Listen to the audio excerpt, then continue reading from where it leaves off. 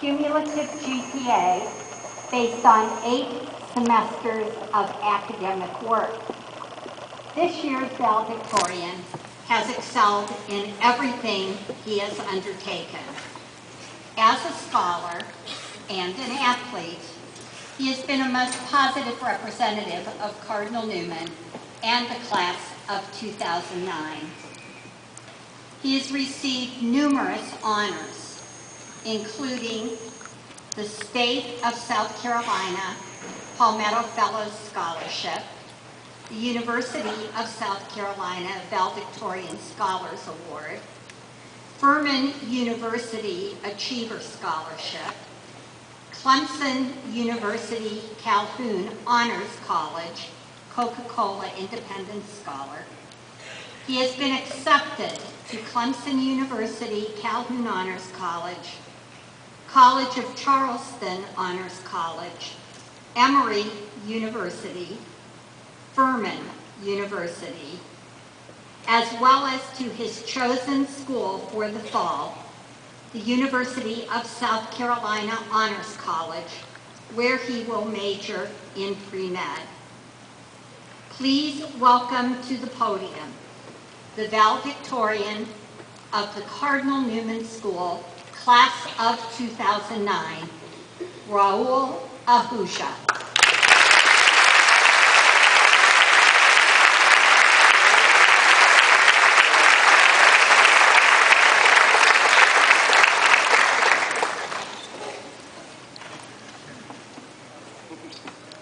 Good afternoon, Cardinals, graduates, parents, alumni, and especially our honored guests, Bishop Julia Monet, Sister Julia, Father Boniface, and the Cardinal Newman Advisory Board. Many thanks to all of you for being here with us, with the class of 2009 on this very important occasion. But up there, way in the back, are our most important guests, the ones who we really do owe all our love and accomplishments to, the ones whose greatest wishes were to see us be successful, but also whom we really don't get to thank a lot. Our parents and families, thank you for everything. So when I first found out that I had to write this speech, I wasn't really sure what to do. So the first thing that came to mind was to do what everyone else did, Google it. Then I realized it wouldn't be original. It wouldn't be what our class would normally do. And let me tell you now, we have defined Cardinal Newman as the class of 2009. 2009 most definitely being quite a year. George W. Bush has seemingly disappeared from the world now, and Barack Obama was inaugurated as president. But you know what I think we really did different this year? We had the drive that it took, that hunger to be noticed. I mean, come on, what was last year's class thinking? Putting sand in the parking lot for a senior prank? How couldn't you love the hundreds of balloons, the miles of toilet paper in the hallways that our class did the last day of school? Let's also not forget the entire class fighting each other with lightsabers in the hallways between classes. Yes, we dared to be different. But most importantly for us, 2009 is the year where we say goodbye to our high school lives. Really though, when we first entered high school, 12th grade was so far away, and we had so many questions. Everyone around us was so huge. Where are our classes? How will I ever figure my way around here? I could not believe how big Jake Motto was. But after 4 years, everyone looks just a bit smaller, and we've grown a lot in many different ways. And do you know how we really changed? We gained power over ourselves. What we learned in the classroom, even though we may not have realized it or appreciated it, gives us power to control what influences us. Power over the elements of science and technology that define us in our world.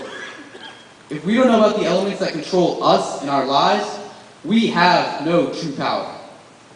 As we sit here now, we sit here changed because of our experiences and growth at Cardinal Newman. But even now, after all this growth, I still can't believe how big Jake Motto is. And think of all the great people that we met here. Who will forget David Roth, who was always full of school spirit and encouraged us to look at the positive? Who will forget Tally Lattimore, climbing every tree imaginable, even one with no branches? And Megan Capel, because she asked me to mention her in this speech. Or Johnny Hot, the funniest guy I've ever met in my life. Everyone in our class has been recognized at some point. But why did we get recognized? It's because we were all unique. Thus, class of 2009, I come to my message for you for this amazing day. Throughout high school, everyone always wants to be accepted, to be given recognition by everyone else. But why can't we be the one that would accept others? We need to stop fitting in and start standing out. That was the key, and we recognize that. I encourage you all to pick up the same drive that our class as a whole exemplified, to be unique, different, and to learn more about yourself and others around you, to know exactly how they influence you and how you can be a catalyst for change. Don't allow yourself to be stereotyped, to be put in a category like everyone else. I mean, come on, I'd rather be my own stereotype than be stereotyped. Because when we step out of this building, people will want us for how we influence them, not how we make them happy or fit in with their demands. So I tell you, to take risks.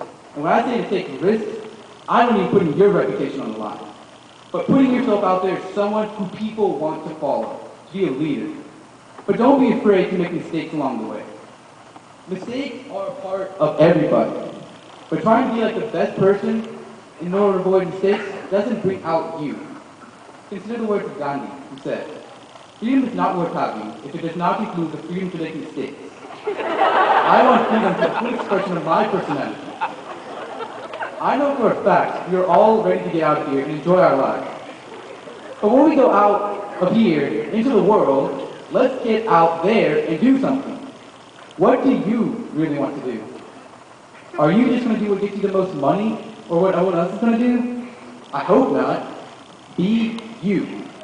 Who knows? Maybe I won't be the doctor I envision and save the world from global warming after all, as written by my classmates for superlatives, because, hey, my personality expressed that desire. Each of you, look at yourself.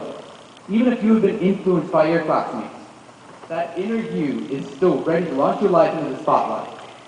But it'll only help you if you take the risk. And so, ladies and gentlemen, I end this speech with a quote from one of the best villains in movie history, the Joker, in his talk with the Dark Knight. In his words, "Why so serious, class of 2009? Go out, be you. It's your world now. I want you all to make millions." But when I say to make millions, I'm saying several things. Invent a cure for cancer that would destroy millions of cancer cells. Find the next source of energy that is millions of times stronger than fossil fuels. Maybe you'll be staring down the lens of NASA's new telescope, venturing millions of light years into new galaxies.